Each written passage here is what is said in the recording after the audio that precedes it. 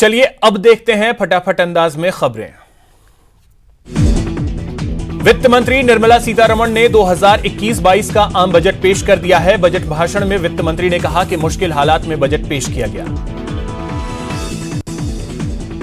Budget पेश होने से पहले पीएम मोदी संसद पहुंचे, जहां कैबिनेट की बैठक हुई। बैठक में बजट को मंजूरी मिली, जिसके बाद बजट को संसद में पेश किया गया।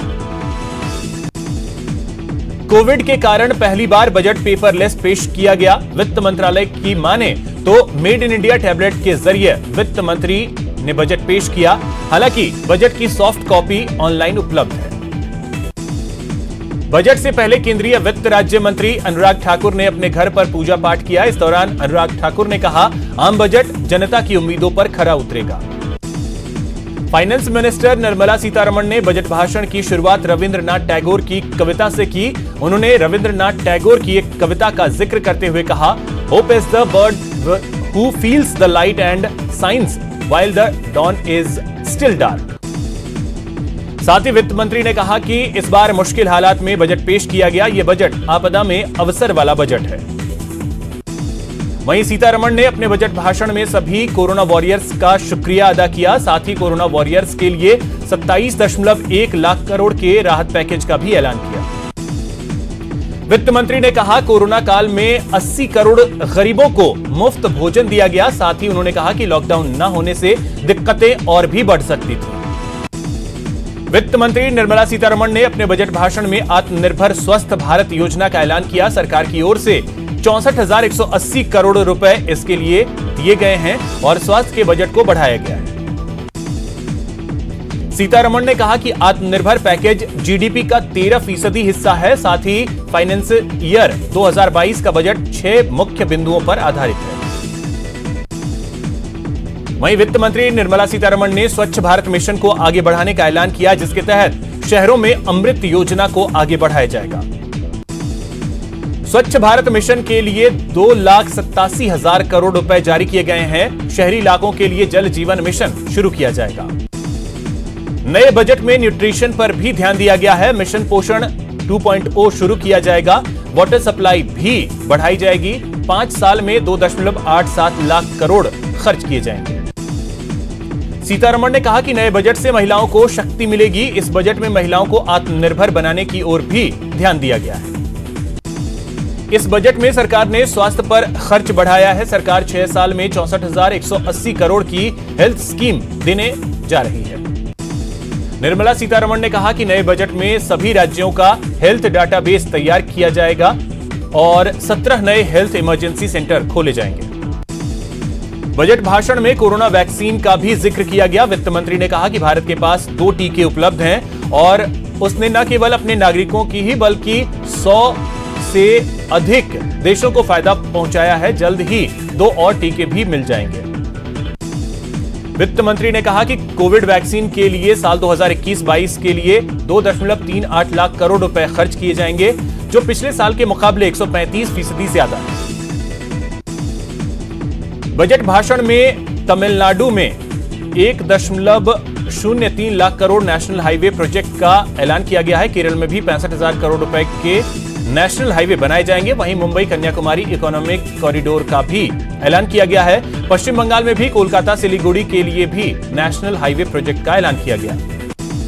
वित्त मंत्री निर्मला सीतारमण की ओर से बजट भाषण में बताया गया कि देश में 7 टेक्सटाइल पार्क बनाए जाएंगे ताकि इस क्षेत्र में भारत एक्सपोर्ट करने वाला देश बने। यह पार्क 3 साल में बनकर तैयार होगा।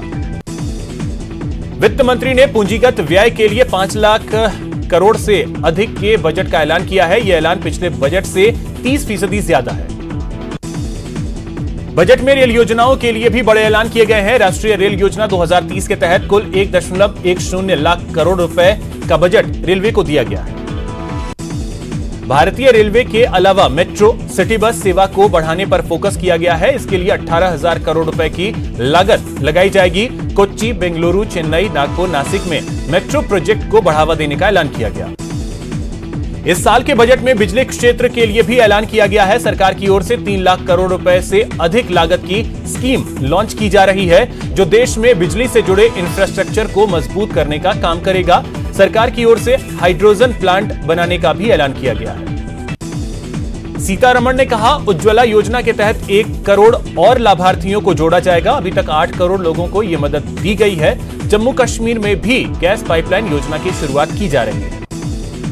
नए बजट के ऐलान के बाद अब इंश्योरेंस सेक्टर में 74% तक एफडीआई हो सकेगी।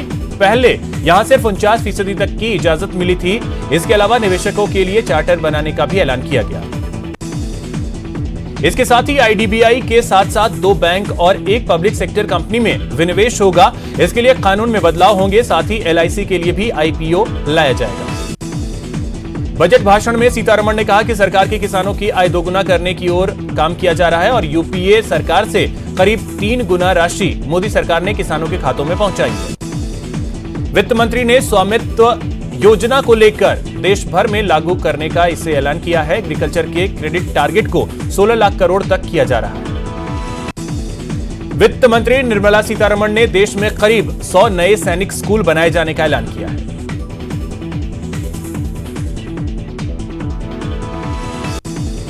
साथ ही वित्त मंत्री ने लेह में केंद्रीय यूनिवर्सिटी बनाए जाने का भी ऐलान किया।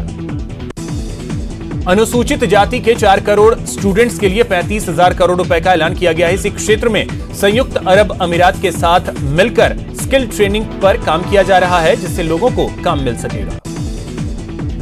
टैक्स भरने वाले करदाताओं को इस बार भी बजट में कुछ खास नहीं मिला है। ऐसे में मिडिल क्लास को बजट से पहले जितनी भी उम्मीदें थी वो वैसी की वैसी ही रह गई। वित्त मंत्री निर्मला सीतारमण ने सीनियर सिटीजन के लिए स्पेशल ऐलान किया है। 75 साल से अधिक उम्र वाले सीनियर सिटीजन को अब टैक्स में राहत दी गई है। अब 75 साल से अधिक उम्र वालों को आईटीआर फाइल नहीं करना होगा। साथ ही निर्मला सीतारमण ने ऐलान किया कि एनआरआई लोगों को टैक्स भरने में काफी मुश्किलें होती हैं, लेकिन अब इस बार उन्हें डबल टैक्स सिस्टम से छूट दी जा रही है।